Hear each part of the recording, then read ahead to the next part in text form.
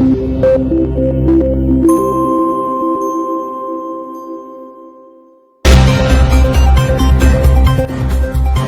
here Al Nilein News as we cover the breaking news from Sudan.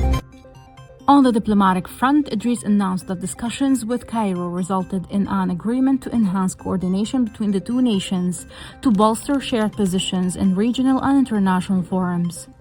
Addressing inquiries regarding the Four Freedoms Agreement between Sudan and Egypt, the Prime Minister clarified that the pact has neither been cancelled nor fully implemented.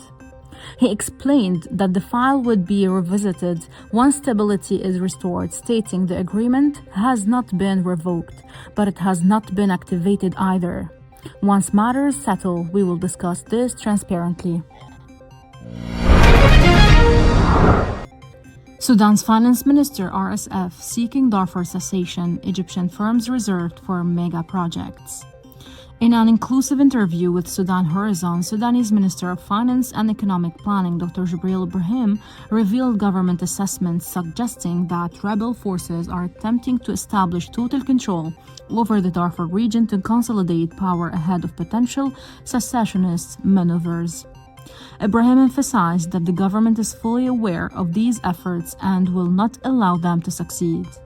The minister characterized Mohammed Hamdan Dagalo Hamidati as being in a critical position, citing that the RSF leader's recent admission in Uganda regarding his forced exit from Khartoum and his subsequent reliance on foreign mercenaries following military setbacks. Ibrahim underscored that the populations of Darfur and Kordofan overwhelmingly reject the Rapid Support Forces RSF militia, arguing that the mass displacement of civilians from their homes serves as definitive proof of this opposition. Consequently, he asserted that the separation of Darfur or Kordofan remains out of the question. Regarding a potential ceasefire, Ibrahim clarified that no formal truce has been officially proposed to the government. He cautioned that any arrangement failing to yield genuine peace is futile, noting that previous experiences showed rebels used pauses in fighting merely to reposition troops rather than pursue a lasting resolution. Addressing the recent decision to re-sign the Halfaya Bridge rehabilitation project to a local firm, shifting away from an initial agreement with Egyptian companies, the finance minister offered a strategic justification. Ibrahim explained that while Egyptian firms possess immense capabilities and expertise honed from large-scale reconstruction within Egypt, the Sudanese government is saving these partners for multi-billion-dollar strategic infrastructure projects. The Halfaya and Shimbad Bridge projects are relatively small, costing approximately $11 million, Ibrahim noted. We intend to assign major strategic road projects to Egyptian companies, such as the Port Sudan Adre Highway and the route from Halfaya to the Sudanese border, which are valued in the billions. He concluded by reaffirming that Sudan's preference is for Egyptian expertise to spearhead the country's most significant reconstruction efforts once conditions permit. Sudan condemns blatant Iranian aggression against Qatar, Bahrain, Kuwait, and Jordan.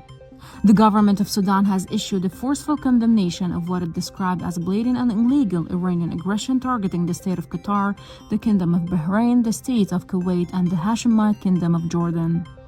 In an official statement released by the Ministry of Foreign Affairs and International Cooperation on Saturday, February 28, 2026, Khartoum affirmed its unwavering support for the sovereignty and territorial integrity of four Arab nations. The government of Sudan condemned with all possible strength and clarity the blatant and illegal Iranian aggression against the state of Qatar, the Kingdom of Bahrain, the state of Kuwait, and the Hashemite Kingdom of Jordan.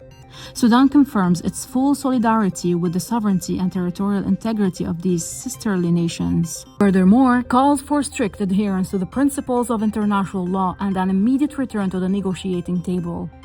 The Sudanese government stance underscores a growing regional alignment against escalation tensions, emphasizing the need for diplomatic solutions to preserve Middle Eastern stability.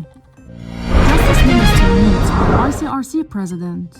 On the sidelines of the 61st session of the Human Rights Council in Geneva, Sudan's Minister of Justice Maulana Dr. Abdullah Mohammed Durf Ali held a high-level meeting with Ms. Mariana Spoljaric, President of the International Committee of the Red Cross.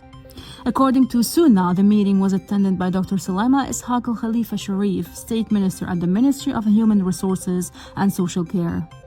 During the discussions, the minister provided an overview of the current situation in Sudan, highlighting the state's ongoing efforts to rehabilitate national institutions and resume public services, with a particular focus on the judicial sector.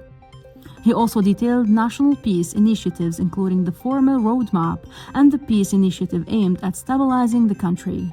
Minister Durf emphasized the government's commitment to international humanitarian law, noting the active role of the National Committee for International Humanitarian Law. He reaffirmed Sudan's desire to bolster cooperation with the ICRC.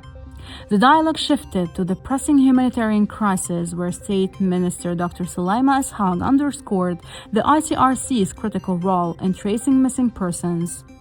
She specifically called for assistance in determining the fate of women and girls who have been abducted and forcibly displaced to areas under the control of rebel militias, urging the ICRC to facilitate family communication and reunification. In response, ICRC President Mariana Spoljaric reaffirmed the committee's unwavering commitment to its humanitarian mission in Sudan. She pledged to enhance cooperation with the Sudanese government by expanding field operations, conducting visits to detention centers, and scaling up support for family reunification programs.